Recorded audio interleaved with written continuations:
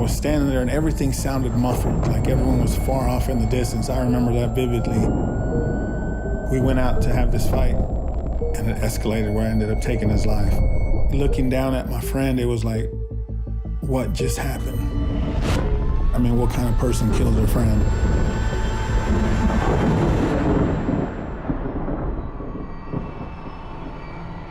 Hutch was the bottom of the barrel. If you get in trouble anywhere else, that's where they would send you.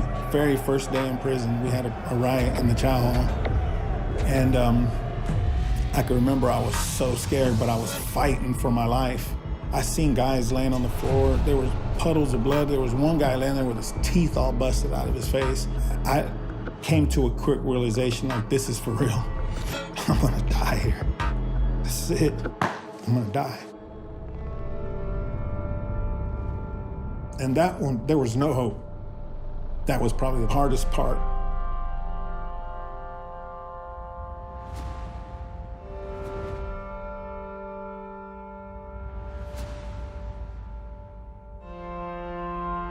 I had never been in a prison before. And so when we walked in there and the doors clanged shut, I thought, it's a great idea, but there's no way this is going to work.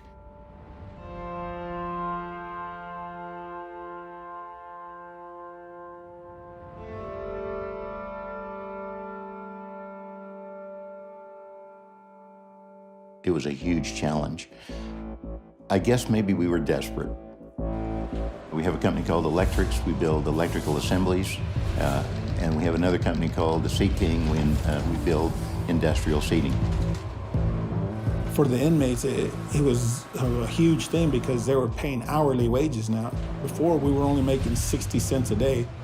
We will only hire the best of the best, as it were. So it's a real incentive for the inmates to be good in prison because they can now go and work in a job that pays them $80 or $100 a day instead of 50 cents a day. I used to hate phone calls because I think at that time, just to accept the call was a $2 charge. And then it was $1.29 every minute. If you're making 50 cents a day, you don't spend much time talking to your family. But it's so important because the relationship with their families is probably one of the key things that reduces recidivism. The second chance started when I got my job at Sea King. People started believing in me. People started seeing a different attitude. That was where the seeds were planted. That's where the second chance started. These are murderers and rapists and drug dealers. But as I really got to know them and really became friends with them, I came to understand while they had done very bad things, they were still created by the creator of the universe. And when I understood the little that I did to see a movement in them, it really gave me hope for what a business could do and what the rest of us need to do, particularly those of us who are in influential positions and can do something about it, what we should really do.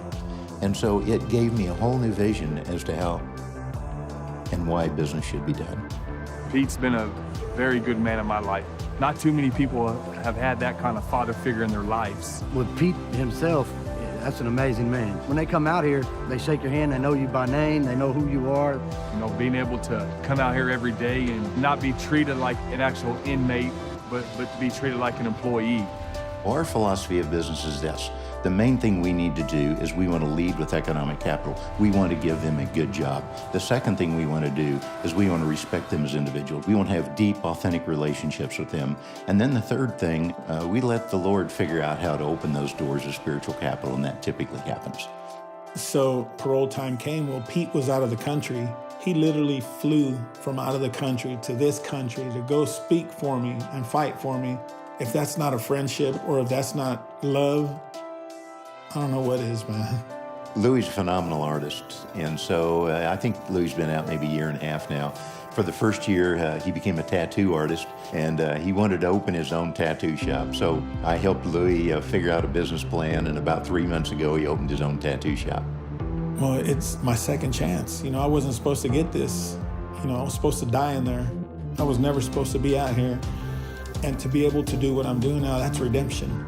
Pete and Sea King, they taught us all these things that we're doing out here too. It brought a hope to a dark place. It's afforded me an opportunity to help pay for my daughter's college. As a father figure that's in my daughter's life, but not every day because I'm in prison, I'm still able to help my daughter succeed at what she wants to do by helping her pay for college. So it's been a very good blessing that I'm able to do that. It's an unbelievable thing to see a man that has no hope come to hope. You know, I think in business we become